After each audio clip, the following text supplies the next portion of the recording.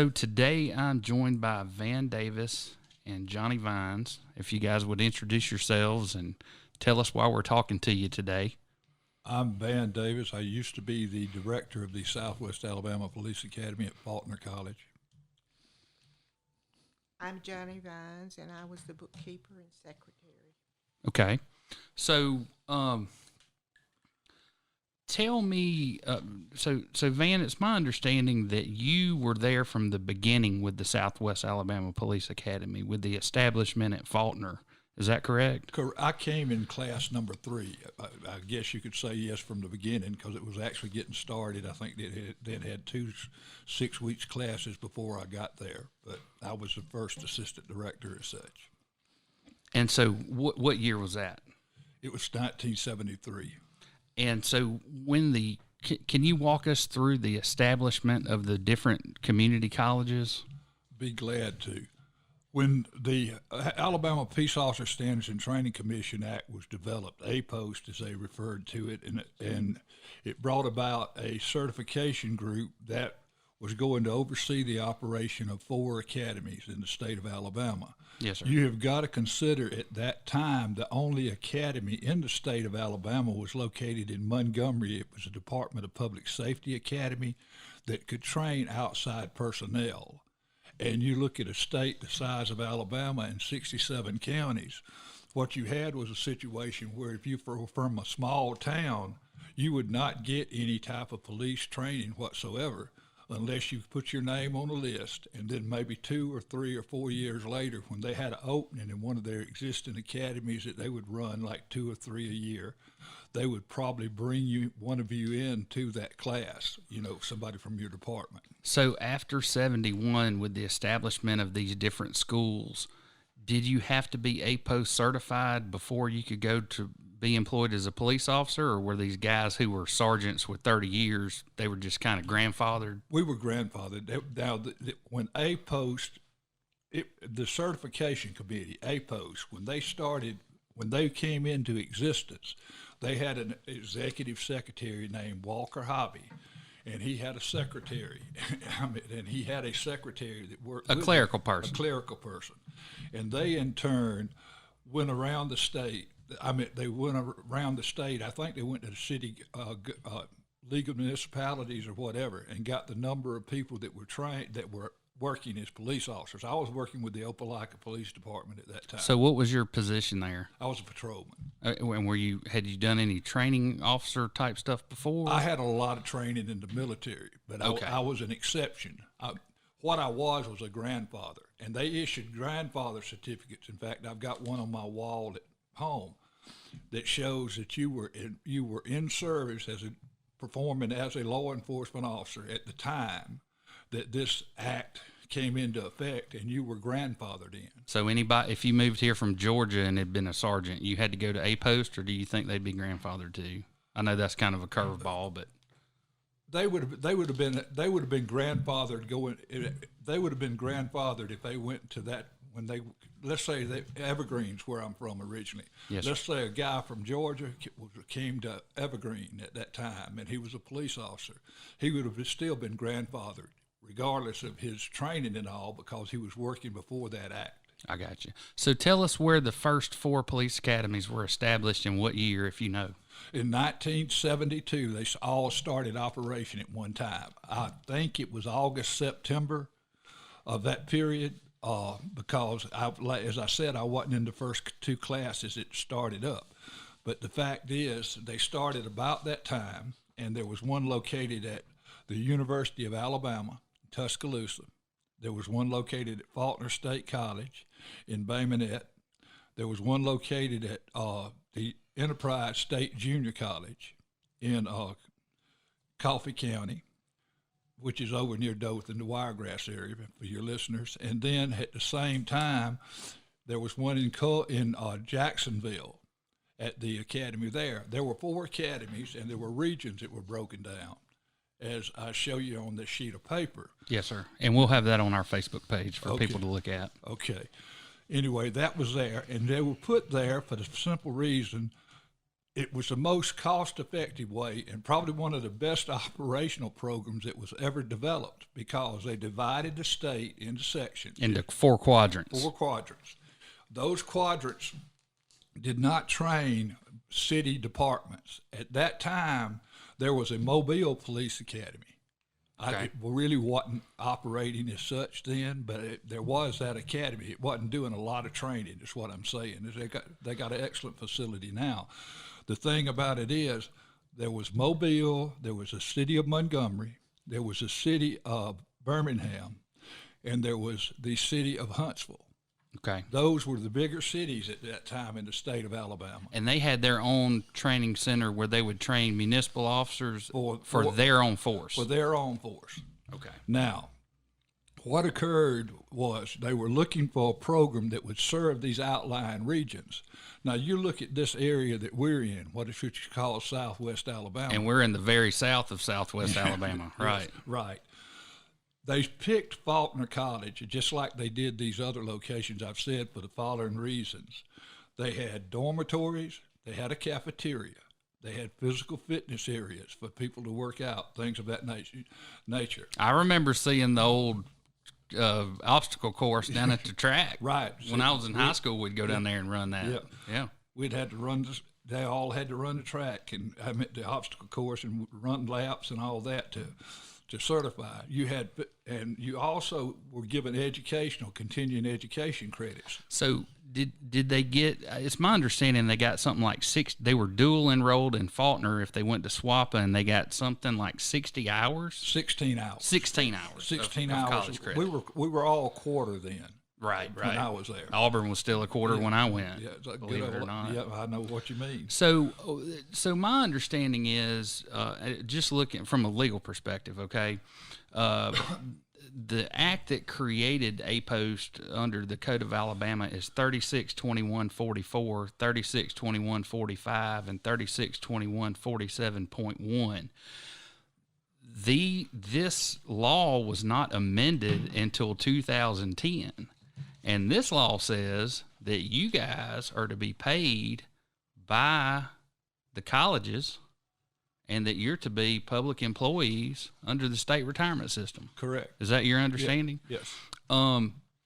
So what brings us here today? My understanding is, reading through and just the big reveal is, there were allegations that there was some kind of impropriety going on, financial impropriety going on at SWAPA. They put all of the employees on admin leave, sent a man down to investigate along with someone from the Examiners of Public Accounts, even though you'd never been audited since 1971 by anybody from the Examiners.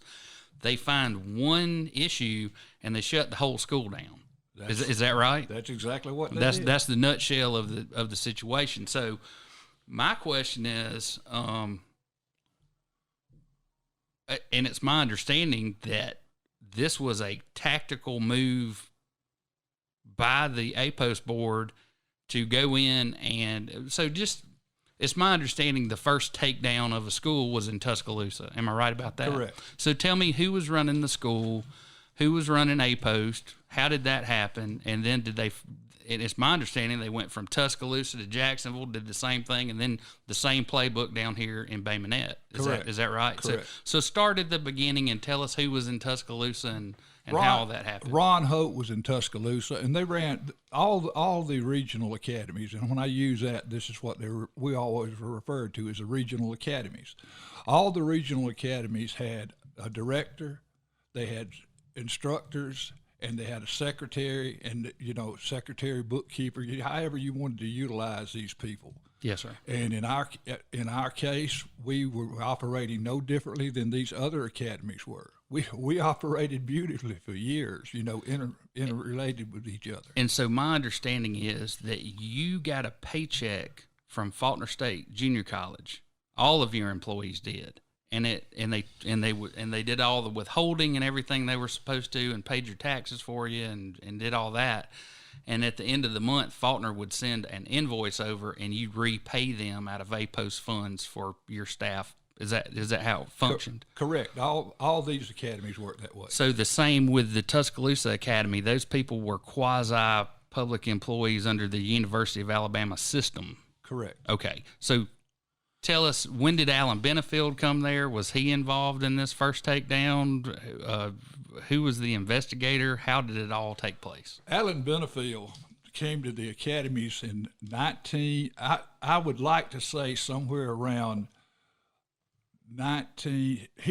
What happened is they changed mayors in Ozark, where he was the police chief. Where he was police chief, so he needed a job, and he ended up. And since he had been on the commission, he ended up with the job of executive secretary. So he was on the commission, needed a job, so he resigns from the commission and is appointed executive secretary? That's the way I guess. Anyway. So when I read your trial transcript, here's the thing that's telling to me, and this is what I want people to remember about this conversation. It was Mr. Benefield's testimony when presented with the law that I just read that the APOS board could only hire 2 employees. One was the executive secretary and then some kind of clerical person. Correct. So the sheriff of Baldwin County claims it cost $120,000 to hire a man, equip him, send him to school, and have him ready to go on as a road deputy. So when I heard that, that's when my ears went up about, well, why in the world, whatever happened to SWAPA? Uh-huh. So anyway, continue with your story. Tell me what happened. So Mr. Benefield needs a job. He's on the board. He finds himself. He gets the executive secretary position. Is it at that time that he hires the gentleman from Ozark to be the investigator? I believe it was shortly after that time. Okay, so Tuscaloosa happened first. Tuscaloosa happened first. All right, tell us how Tuscaloosa went down. It went down, from what I was told, it went down the same way that we went down, with an investigation and what all was done or anything. It was totally kept from any of us, so I don't know it, but they closed it down. They closed the school. So is it like SWAPA? There's just a void? Is there a school there now?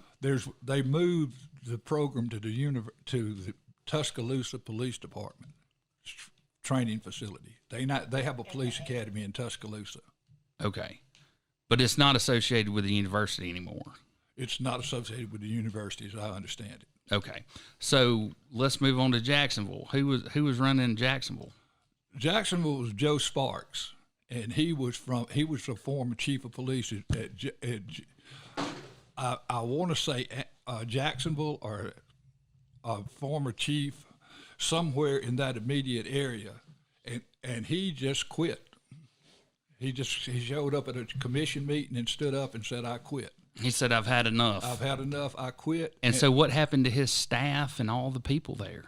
What happened to his staff? I think one was retained, and the other one found another job. I think they removed him too. I mean, I don't really know when what happened is when they started in on these academies, it sort of like became a closed session. You heard rumors, but you can't really. It's an ongoing investigation, yeah. And they're public employees, and we really can't talk about it. Yeah. I get it. Yeah. I've heard the song and dance many times. Well, that's what happened there, and that was the end of that one. Now the Wiregrass area was totally different. The Wiregrass operational program sort of vanished on its own.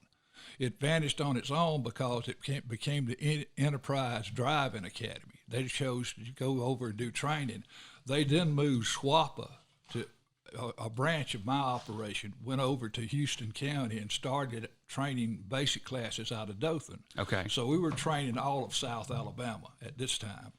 Well, the Driving Academy was doing real well. They were presenting driving schools, an excellent program, and they were carrying it around the state to different locations, and they were training at each academy, each of the 4 regional academies, driver safety and aspects of pursuit driving and all, and they really did a good job. But they ran out of LEPA monies to keep it in operation, and it just sort of dwindled by the wayside. So I started operating out of Houston County and worked there several years, and then it moved to Dale County. And that is where we started working in with Troy State at Dale County for a little bit, and then we ended up just working in the city of Ozark, and they sponsored the branch academy that we were handling there for several years. So I'm looking at a set of minutes from the Alabama Police Officer Standards and Training Commission special meeting, January 8th, 2003. Do you remember that meeting? January 8th. Oh, yeah, I kind of remember it. Yeah. So tell us what happened in that meeting. We were called to Montgomery to go over certain allegations of things that we have done wrong. Okay, so let's back up. So Mr. Benefield comes to us needing a job at Ozark.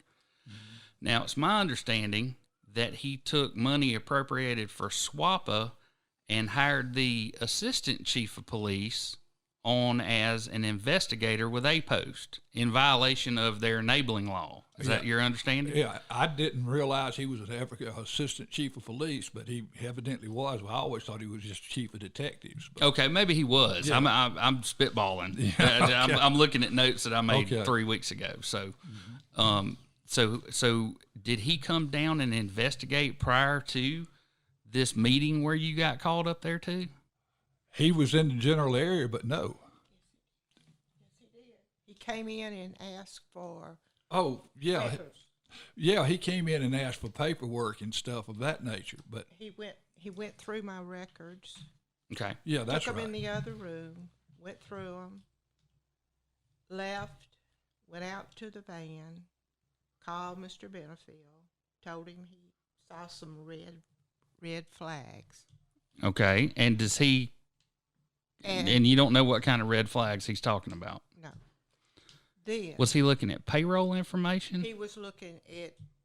He wanted all checks for 2 years. Was that right? 2 years of all checks.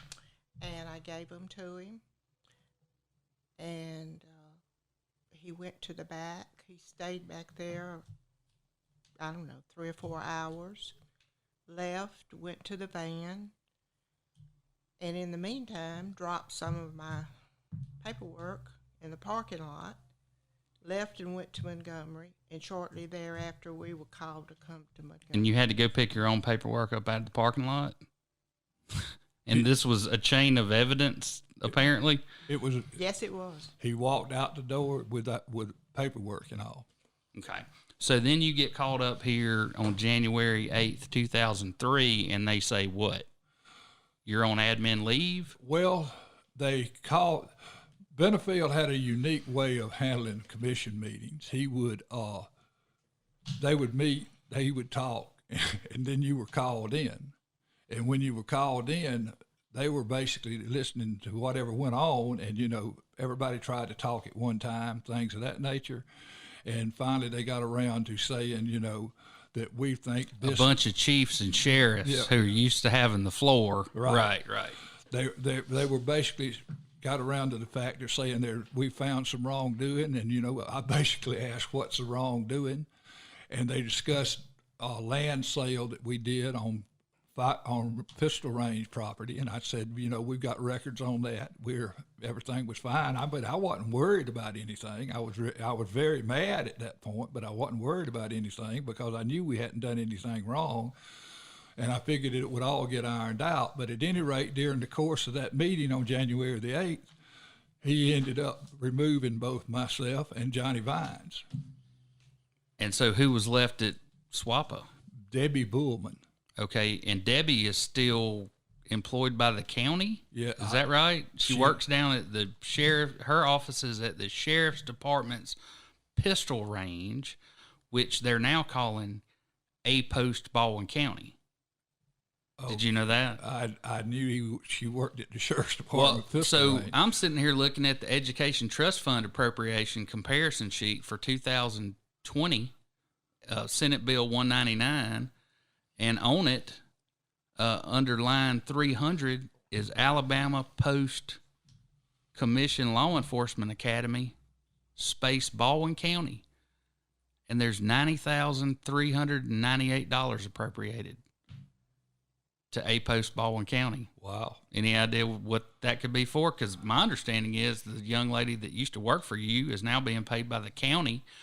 And if the sheriff's department has some, they're not doing what you did. Yeah. They're not taking a guy green off the streets, turning him into a certified police officer. Down here, they're doing things like entomology for, crime scene detectives to go count maggots on bodies, and fingerprinting classes, and anything but basic training of police officers, right? I mean, they're doing advanced stuff. I'm sure it's things that we need to be doing, but it's certainly not taking a raw recruit, turning 300 raw recruits into police officers. And you did that for how many, 20 years? Yes. At a cost of what? What was your total appropriation for your program, do you think?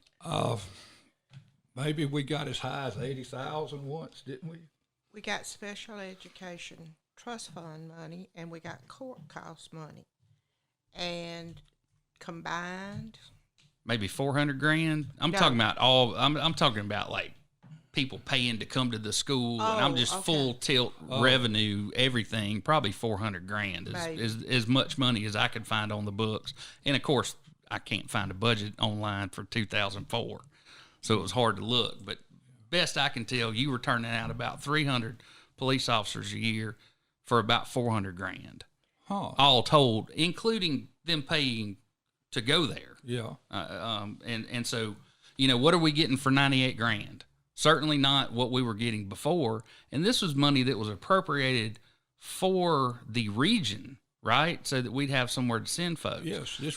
So now it's my understanding that there's an academy in Selma. Is that right? There is an academy there. And so just walk us through, where are the academies now? All right, the academies now are the city of Mobile. And they'll take anybody and train them, or just their people? I believe they will. I'm not sure. At one time they were. I know right after we got out of ousted, so to speak, after all that occurred, I remember seeing on TV where there's some people from Satsuma, Saraland, and all were being trained in Mobile. So I assume they were doing that. Okay. And so, so you got Selma. Who else do you have? You have Montgomery. The Montgomery Police Academy is doing a lot of training. Yes, sir. You've got the Department of Public Safety Academy at Selma. Then you have the Tuscaloosa Police Academy. I guess you still have the Jefferson County Sheriff's Department or department. But they're not APOST sponsored. Oh no, they're totally their own entity. Yes, sir. And then you have Huntsville. So actually, ones that probably are working directly under APOST, I would think, would be ones that would be getting money to do training would be Tuscaloosa, Selma, and Jacksonville. Okay. Mm-hmm. So that's where the money has been diverted to.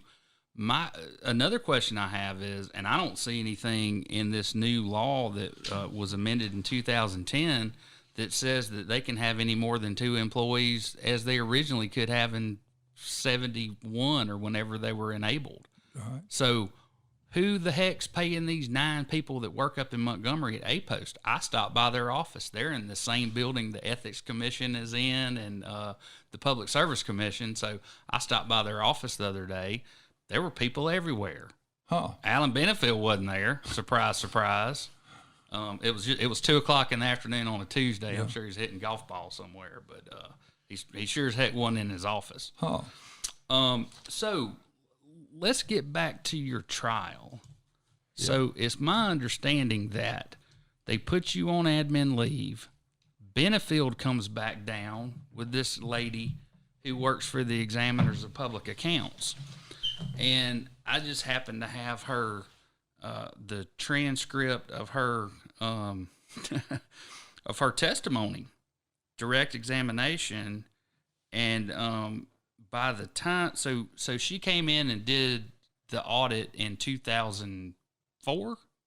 I guess. And then I guess this is, now you were never prosecuted, is that right? I was not. And I've even got a letter here dated February 7th, 2005, case number 2003 DG011, respondent Van Davis investigating officer Special Agent David Green. I'm sure you've seen this. Yes. Alabama Ethics Commission respondent complaint disposition notification form. And it says you are hereby notified the above referenced complaint, which was filed against you with the Ethics Commission, has been closed after an initial inquiry. This means unless someone provides new or additional information related to this matter, the Ethics Commission will take no further action against you. Correct. Okay. So the Ethics Commission cleared you. Did the Ethics Commission clear you, Ms. Vines? They did, and my letter went with written drama. Okay, so your attorney Yes. got that. You don't still have it.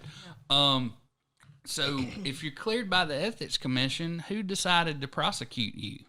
Alan Benefield. Okay, but who was the DA at the time? Was it Newcomb, Judy Newcomb, or was it David Whetstone? David Whetstone was still there because there was a nifty little article about it. It was a black eye on it was law right enforcement before David left. in the newspaper. And yeah, I've got the newspaper article right. It says SWAPA investigated. DA summoned to retrieve more than $10,000 in alleged misused funds and questionable expenditures. Now, these questionable expenditures and what the examiners actually found was that Ms. Vines had been violating the public bid law by I understand your husband has a screen printing business, and like normally when you think of the movie Police Academy, you show up at Police Academy, they give you some sweat clothes, a hat, a bag, all that kind of stuff.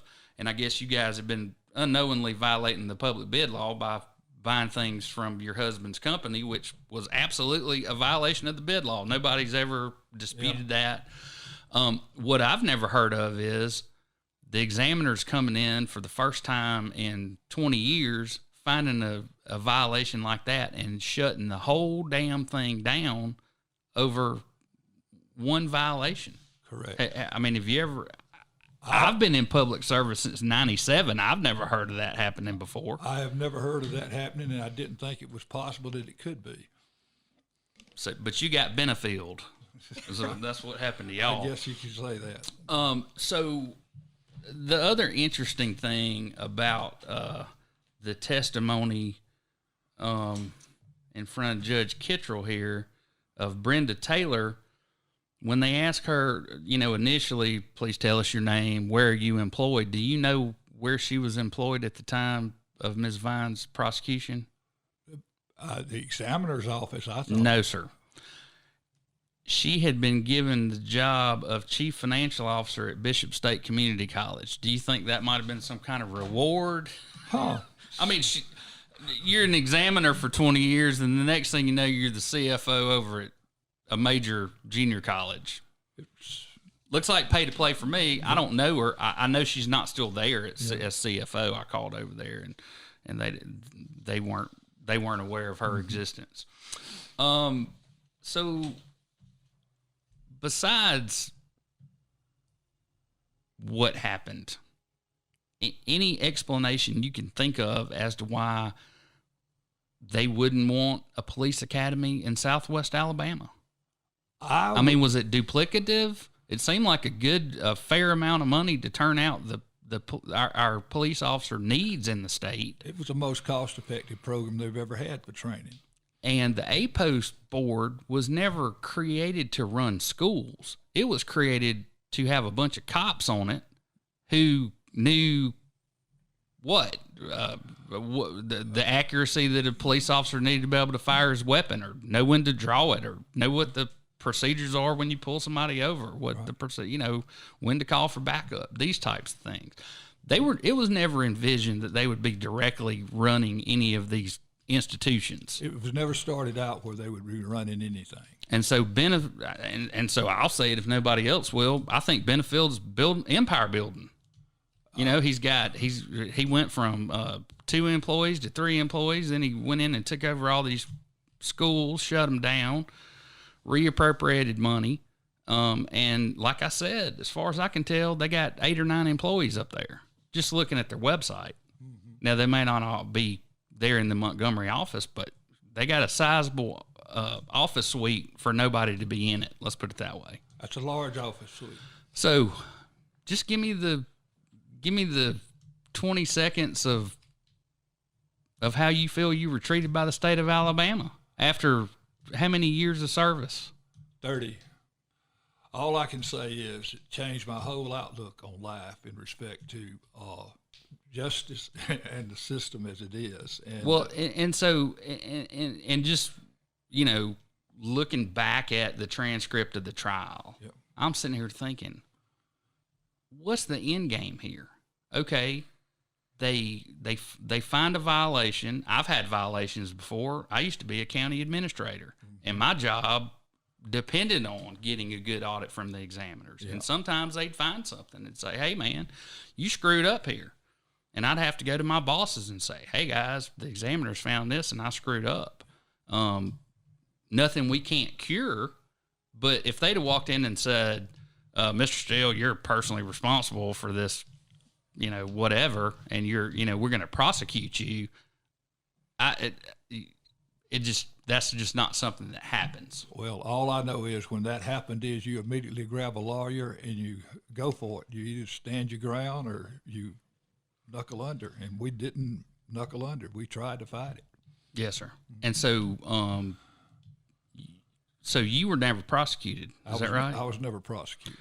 And you were cleared by the Ethics Commission. I was cleared by the But you were still fired. I was still fired. And all of the people that worked there were fired. Correct. And nobody's ever asked you anything about this in all these years since. I have spent 17 years and never said a word till tonight about anything that occurred at that place when we were going through this. And I watched a very good program get totally gutted. And so when the sheriff of Baldwin County says it cost me $120,000 to send a guy off to school, I mean, kind of our fault, right? I mean, the people of Alabama could have, if anybody would have known about this or would have cared about what was going on, it could have been stopped in its tracks at some point. All we could do is follow the advice of our lawyer. Okay. And keep our mouths shut. And so 2003 you get removed. 2006 or 7 you actually get prosecuted. 2009 wasn't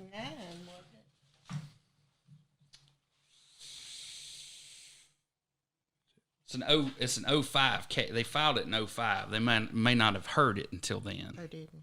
Okay. That's my question. What was the end game? What was the purpose of this public flogging, so to speak, of someone who ran afoul of the law? I guess. I mean, was it? Do you consider? I mean, did everybody consider this like an egregious violation of the public bid law? I mean, was it? I don't think. Was it millions of dollars? I don't think anybody ever really paid that much attention to it because it went on for so long. And like I said, we stayed totally quiet in respect to, you know, when you got a lot of people circulating, it's best to keep your mouth shut and see, you know, where it goes, you know. Certainly. And that's exactly what we did. And then when it was over with, it was like it was gone, and, you know, nobody ever asked our opinion on anything. So the facility that's there's a metal building across the street from the main entrance at Faulkner where the red light is. Yeah, it was a furniture shop at one time. So were y'all leasing it? No, we were just, the college owns it. So the college owns it. Do you know if they're doing anything with it? I haven't seen any activity over there in a long time. They have continued. So like adult education or something like that, GED training? GED courses. Okay. I've seen that before. So the facility's being utilized, but not for any kind of law enforcement training purpose. Right. So, I don't know. You've been watching this a while. Is there any end to the Empire Building at A Post? I don't know. I've tried. I'm sitting here thinking, and, you know, with what we went through, and it's sort of like coming back from combat, you know, and I can identify with that. You're a little shell shocked, and I'm even after 17 years, I'm a little shocked, you know, that happened to me. Yes, sir. And that I was lit up, and Johnny was lit up. I guess if anything really irritates me about all of this, it's what happened to her. I mean, I could live with what happened to me, and I could care less what somebody thinks. But the bottom line is I do care greatly about what happened to her. Sure, and you guys worked together for how long? 27 years. Was that long? Yeah. Sure. Forever.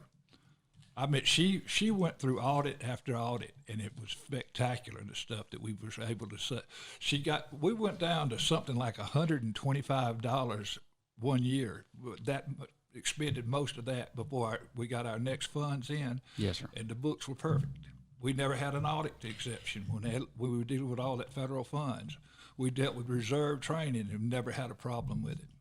And all of these monies that are coming to A-Post or to your school through A-Post was through a special fund that was set up to be assessed upon someone being found guilty of a crime. That's one of the, one of the fines might be an appropriation to the A-Post Board. Uh-huh. And it may be $25 per case or something like that. Right. That money goes to AOC, then it gets moved over to A-Post, then that money, I guess, would go to Faulkner. It should be. You don't even know what the mechanics of it were No, back then, do you? no. Yeah. Well, is there anything you'd like to say, Ms. Vines? I'm sure you've been sitting there very patiently and quietly. You're the one that got steamrolled by these Jake legs. Well, no, I don't. There's nothing I can say other than what Van said. They treated us as hardened criminals from the get-go. Yes, ma'am. And they never questioned us on anything. They just gave us their opinion and what they were going to do to us. Yes, ma'am. Yeah, there was no questioning ever. They never asked me anything. No one ever asked us when they were doing that audit, when they were doing the audit with the examiners and all. We thought we would be called in. Everything was. Now let me tell you what I've been told about your dismissal. Uh-huh. So when you were put on admin leave at this January 8, 2003 meeting, Yeah. did Alan Benefield follow you back to Bay Minette, get the alarm code, take your keys to the building? Did that all happen that same day? John Nicholson followed us back. Okay, now who's John Nicholson? He was his investigator. The fella from Ozark that yeah. needed a job that Yeah. he hired to Yeah. be the investigator. Yeah, he followed us back. And he was being paid out of SWAPA funds, but he was reporting directly to Alan Benefield at A-Post. He was not reporting to you, even though he was being paid out of your funds. No, that was exactly how it happened. Okay. And so he came down, he followed you down, got the alarm key, took all your keys, and y'all never set foot back in the building again. I never got out of the car. Van did. I got out of the car, and the